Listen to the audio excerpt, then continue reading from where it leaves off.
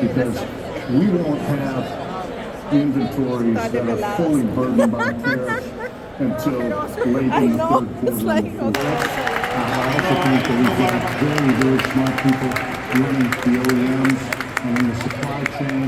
And I think between some prudent compromises from the administration coupled with some prudent measures by the manufacturers and the suppliers, that the ultimate manifestation of tariffs will be much more moderate than what has been perceived in the headlines.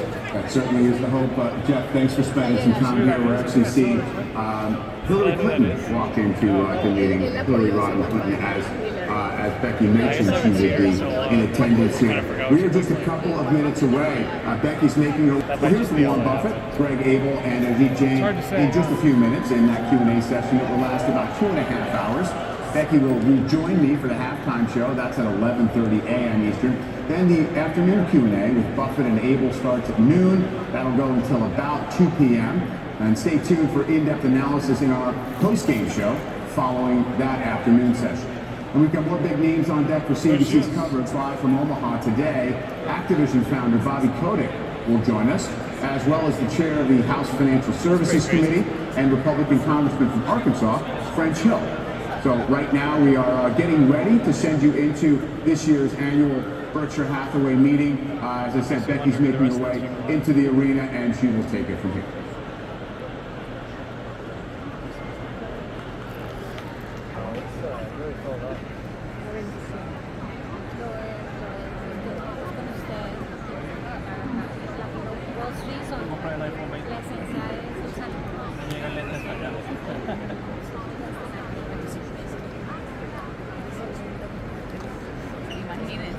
I'd like to give you a few figures from yesterday because we set all kinds of records.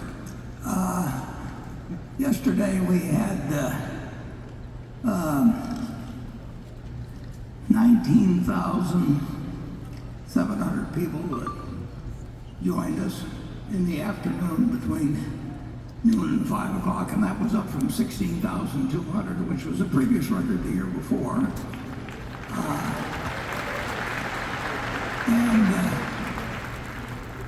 In every aspect, we set records. Seas Candy did $317,000 against $283,000 the year before. And most of these were limited by capacity. I mean, there were lines there throughout the total day. Brooks did $310,000. It was all-time record sales day for them, and I think they have close to 3,000 runners lined up for Sunday, which is a lot of people to get up. I think maybe we had 2,200, 2,400 before, but with 3,000, and that doesn't count me, and it won't count me. And I could go up and down the line. Jaguars around 250,000, double the previous year. They just sell as fast as they can sell. Most every place had people lined up at the cash register. Sometimes they're a lot longer wait than wish we had, but we'll learn the game eventually. And it goes on and on. Every company set records, and there's no way of knowing how many people we have here today. We have people listening in around the world, but I think we'll probably set records in a great variety of ways. And we're going to have, in a minute we'll get to the question and answer, but I'd like to first introduce our directors, and I'm Warren Buffett, and I was born and bred right here in Omaha.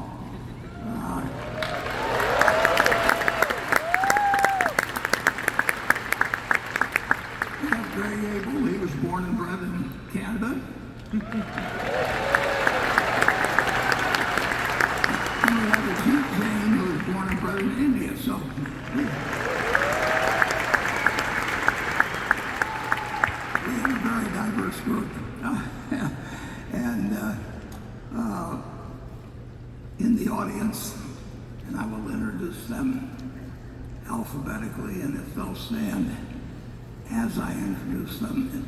And I know it'll be an effort, but withhold your applause till the end so that we can get through the list. But we'll start alphabetically with Howard Buffett. Howie, would you stand and withhold the applause and go to his head? Susan Buffett. We have Steve Burke, Ken Chenault, Chris Davis, Sue Decker, Sue's our lead director, Charlotte Guyman, Tom Murphy Jr., Ron Olson, and I'll have a few, and when we finish, I'll have a few more things to add about him, Wally Weitz, and Merrill Whitmer. And with that, you've got our all-star cast.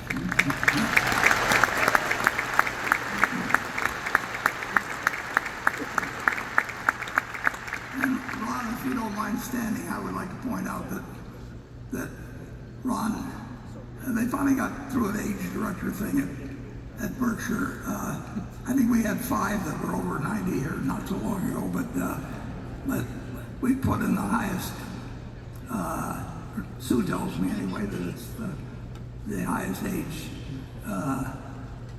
limit that any of the companies she checked out came up with. But Ron has been on the board for 28 years and been associated with Charlie Munger at Munger Tolls for many years beyond that, and has been around at a variety of times of crisis and joy and disappointments and surprises and everything else at Berkshire, and has been of invaluable help to us. So I think I'd like to give a special hand to Ron Olson.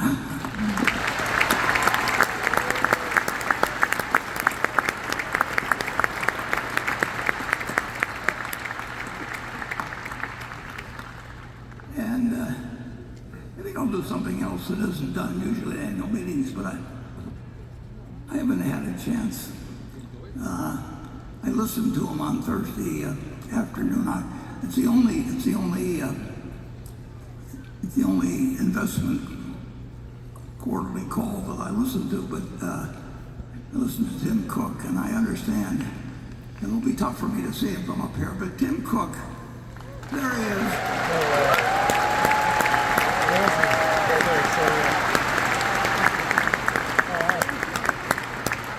I'm somewhat embarrassed to say that Tim Cook has made the Berkshire a lot more money than I've ever made Berkshire at myself. Credit should be given to him for. I knew Steve Jobs briefly, and Steve, of course, did things that nobody else could have done in developing Apple, but Steve picked out Tim to succeed him, and he really made the right decision. Steve died young, as you know, and nobody but Steve could have created Apple, but nobody could, but Tim could have developed like it has. So on behalf of the whole Berkshire section,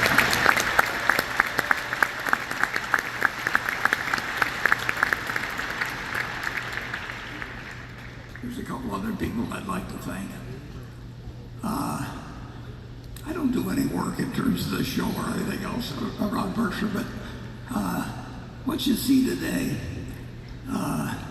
is the product of a lot of people at Berkshire. They forget, they don't think of themselves as the one who's supposed to screw a light in and leave for somebody else, and specialists to come along and do other things. The people at Berkshire put on this show every year, and our chief financial officer and just everybody pitches in it's a remarkable organization that way. But it's led this year, in the last few years, by Melissa Shapiro, and she's made this whole thing work.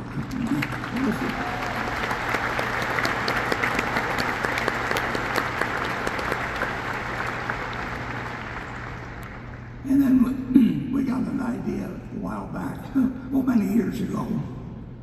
Well, I'll take it all the way back. Maybe 65 years ago, I met Carrie Solder's grandfather and his wife. Well, they had 9 children, and Susie and I joined a playhouse group. And I don't look like the kind of guy that would join a playhouse group, but it turned out to be a great move in many ways. First of all, I enjoyed the plays, but beyond that, I met not only Carrie's grandfather, who ran an insurance company in Omaha, Bill Kaiser, but I also met the Pumpkin Boys, parents Louis and Francis. So in one sort of accident, when I was in my 20s, came up with all kinds of good things. And in connection with Carrie, her father ran a company called Central States, and later on we bought that company. And then her father ran the company. Her sister went to work for Berkshire some years ago, and then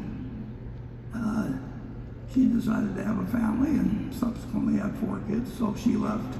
But Carrie moved right in, and Carrie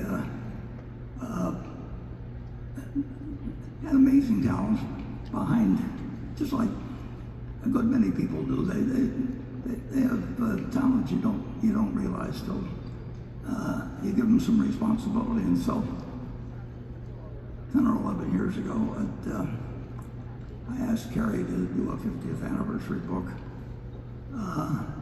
about Berkshire and just use her imagination. And she didn't need to check with me or do anything. She never edited a book. She'd never published a book. She'd never dealt with the printers before, but she just went out and promptly put together this 50th anniversary book. And then this year, then Carrie, of course, got married and had 3 kids, so she had to leave us. But we go to a baseball game once a year, and we invite some of our distinguished alumni like Carrie to join us. And Carrie, even though she was raising 3 children, and you may have met 1 or 2 of them in the last day or so, she volunteered to bring together a 60th anniversary book, and which I asked for. And again, she took the whole thing. She just did it. She kept doing the things with her kids, and every now and then I'd ask her how I was going, and she'd tell me how I was going. And so she put together this 60th anniversary book, and got it done by, maybe a week before the meeting, because I gave her the assignment very late. And yesterday we sold, I think it was 4,000 plus, 4,500 maybe. Wait, 4,400. We printed 8,000. We intended to print 5,000, but so we sold 4,400 books yesterday, and we'll have roughly 3,600 left out there today. And it's kind of a whimsical but accurate, and she came out with just the book I hoped she would come out with, and then we went through this publishing experience, Carrie wouldn't take a dime,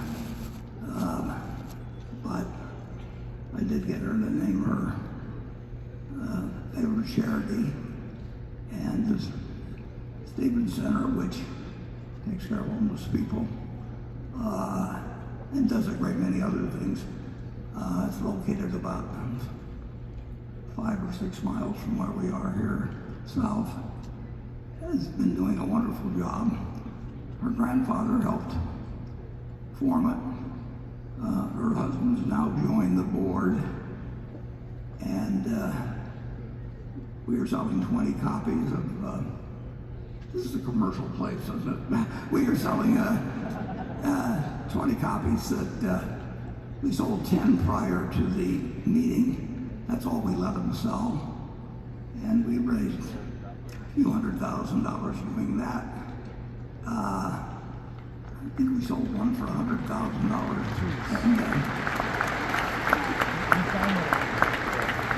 But we limited that to 10.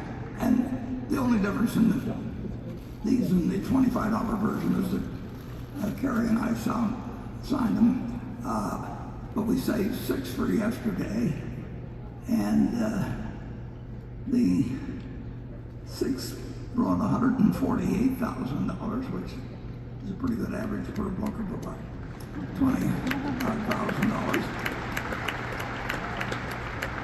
And then I had them save 4 more. So this afternoon when we disband at 1 o'clock, the area right behind us that has all the goods in it in the bookstore, they will sell the final 4.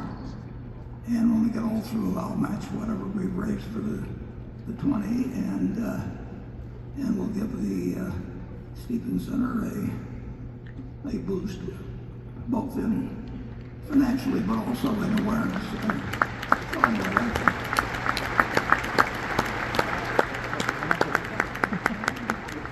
And when you look at that book, Carrie really did the whole thing. I mean, there's a lot of information in there, and she dug through it, and she came through it a couple times, maybe to check a fact or two. But she got material from the Munger family. She did a wonderful job, and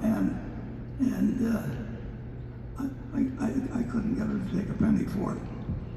So I'm going to ask her to do a lot of other things in the future. Okay. With that, I think we've covered all the business. So we will move to Becky's questions that she's received from, I don't know how many she's received, but from all over the country and perhaps outside the country. And she's picked out a group of them, which she has not shared with me. And we will alternate questions between Becky and the audience, which we have by zones, and with that, I will turn things over to Becky for the first question. Thanks, Warren. This first question comes from Bill Mitchell. I received more questions about this than any other question. He writes, Warren, in a 2003 Fortune article, you argued for import certificates to limit trade deficits and said these import certificates basically amounted to a tariff. But recently, you called tariffs an act of economic war. Has your view on trade barriers changed, or do you see import certificates as somehow distinct from tariffs? Yeah, well, the import certificates were distinct, but their goal was to balance imports against exports, and so that the trade deficit would not grow in an enormous way. In fact, it would have, and it had various other provisions in it to help third world countries at that time, as they were called, to perhaps catch up a little bit. They had a variety of aspects to them, but basically they were designed to balance trade. And I think you can make some very good arguments for the fact that balanced trade is good for the world, and the more balanced trade there is, the better. It will continue to be better for cocoa to be raised in Ghana and coffee in Colombia and a few things. And over time, the American industry has gone from being an agricultural country. This was nothing but an ag country. I mean, that virtually, and that was only 250 years ago. And we have become a very industrial country, and we did not want to make that a situation, in my view, where we ran greater and greater deficits, building up greater and greater debts against the country. So I designed this import certificate thing, which Charlie thought was a little Rube, too much like Rube Goldberg. I don't know whether that time name is, but it's gimmicky. But it's certainly a lot better than anything I think, and we're talking about now. And there's no question that trade can be an act of war, and I think it's led to bad things. Just the attitudes it's brought out in the United States. I mean, we should be looking to trade with the rest of the world, and we should do what we do best, and they should do what they do best. And I don't think it.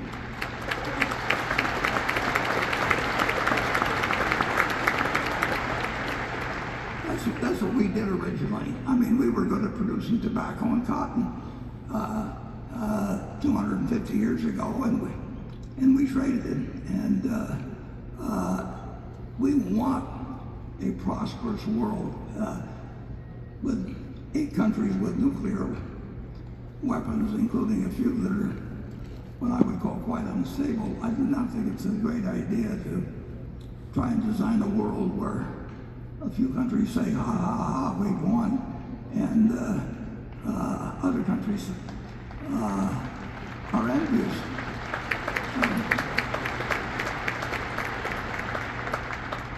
So my import certificate idea, which went no place, I think we've got extra copies, Rob. We've not a great demand for the copies.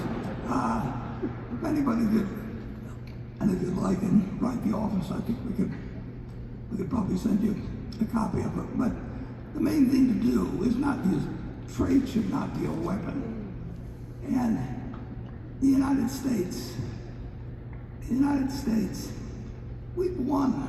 I mean, we've become an incredibly important country, starting from nothing 250 years ago. There's nothing been anything like it.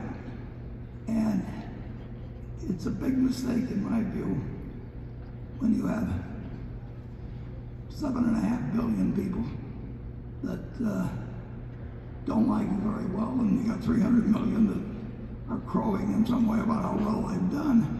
And I don't think it's right, and I don't think it's wise. I do think that the more prosperous the rest of the world becomes, it won't be at our expense. The more prosperous we'll become, and the safer we'll feel, and your children will feel someday. So that's.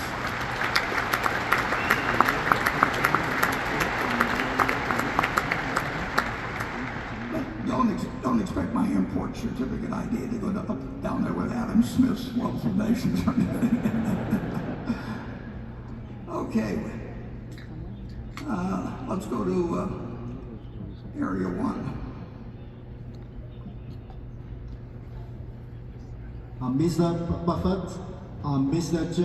Abel, and Mr. Jane, good morning. I'm S.T. Zhang. I'm from Hong Kong. Mr. Buffett and Mr. Munger did a very good and successful investment in Japan in the past 5 or 6 years. The recent CPI in Japan is currently above 3%, not far away from its 2% target. Bank of Japan seems very determined in raising rates, while Fed ECB and other central banks are considering to cut them. Do you think BOJ, Bank of Japan, makes sense to proceed the rate hike? Will its planned rate hike deter you from further investing Japanese stock market or even considering to realize your current profit? Thank you very much for arranging this greatest event every year. Finally, I wish you healthy always and keep holding this shareholder meeting. Thank you.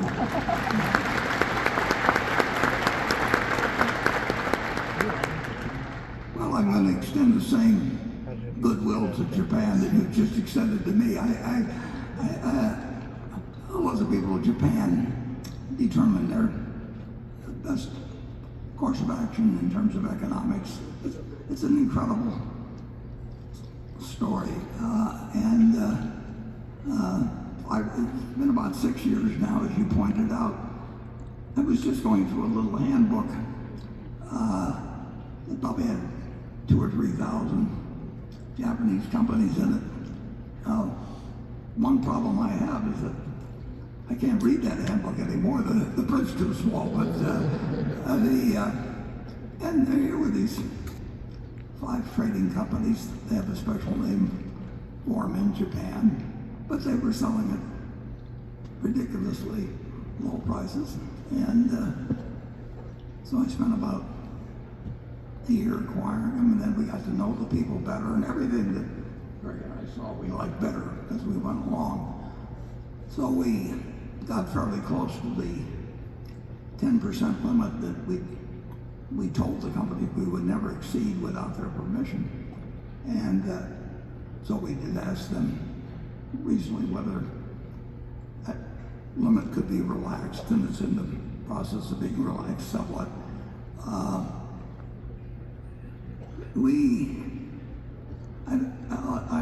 I would say that I'll speak for Greg beyond me, that in the next 50 years, and I hope he's running things then, we won't give a thought to selling those. I mean, Japan's record has been extraordinary, actually, in terms of that.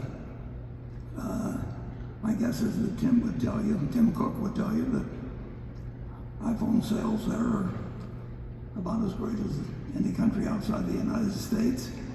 American Express would tell you that they sell their product very, very well in Japan. Coca-Cola, that we do business with, another big investment of ours, they do extraordinarily well in Japan. They have a number of habits in a civilization that operates differently than ours. Japan is by far the biggest. This is the container they've always preferred for soft drinks, and they have a whole different sort of distribution system there. But we have been treated extremely well by the 5 companies. They talk with Greg primarily. I went over there a year or 2 ago. Greg's more cosmopolitan than I am, so he's which isn't saying much actually. But he is. I don't know. How many times do you think you've met with representatives of one company to the other? Yeah, when you think of the 5, there's definitely a couple meetings a year, Warren, and I think the thing we're building with the five companies is, one, it's been a very good investment, but we are really, as Warren touched on, we envision holding the investment for 50 years or forever. But I think we also are building relationships to do incremental things with each of those companies. And we really do hope to do big things with them globally. They bring different perspectives and different opportunities, and we see, and that's why we're building that long-term relationship with them. It's super long-term, and they have a much, they have different customs, they have different approaches to business. That's true around the world,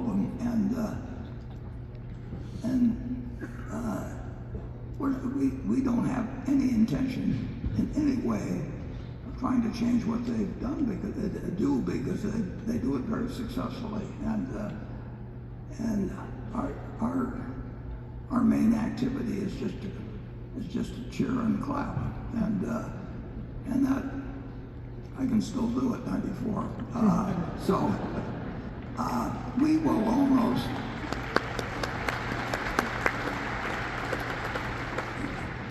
Yeah, we will not be selling any stock. I mean, that will not happen in decades, if then. And my guess is that they will find things because they cover the world pretty much. The 5 trading companies.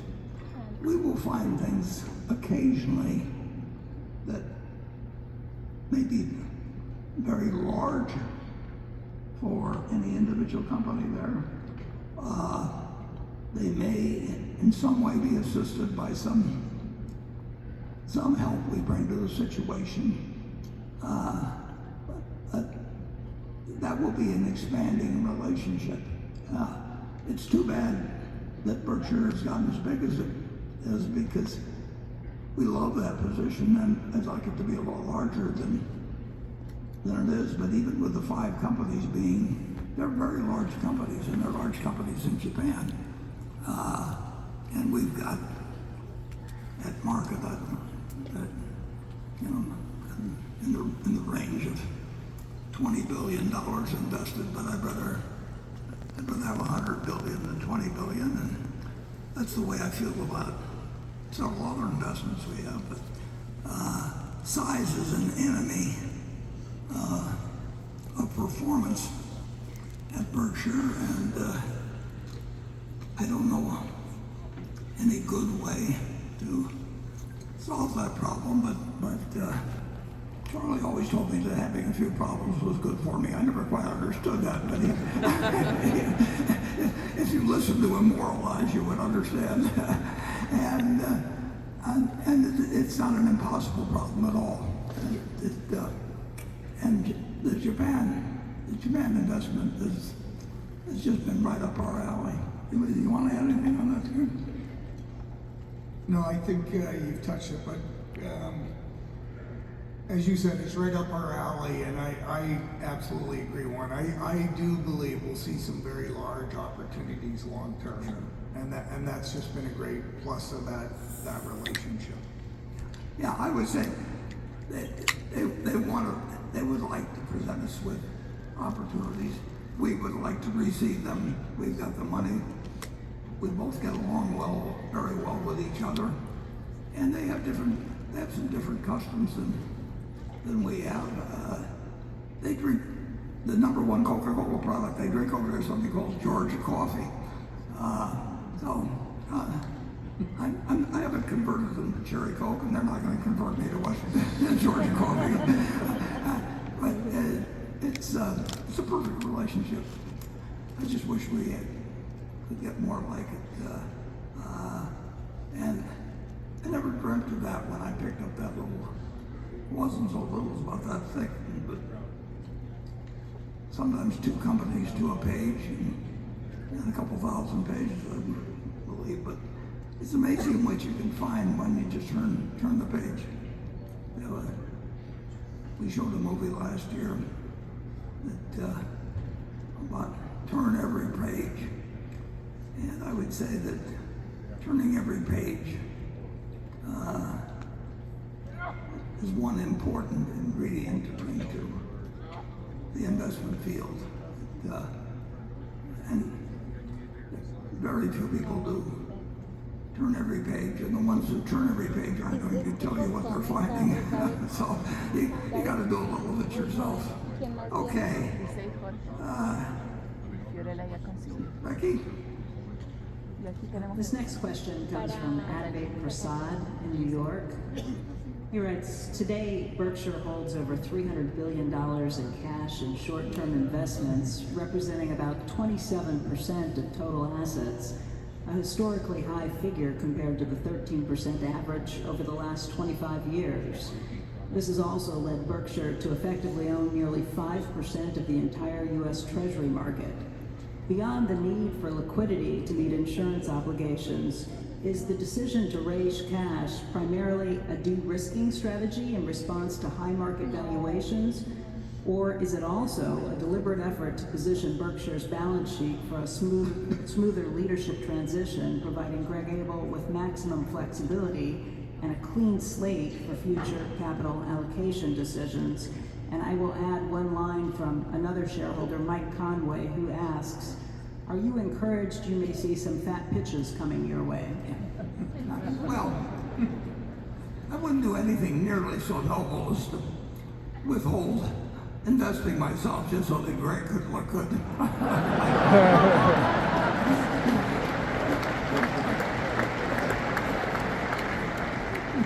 Now, if he gets any edge when I leave, I'll resent it. So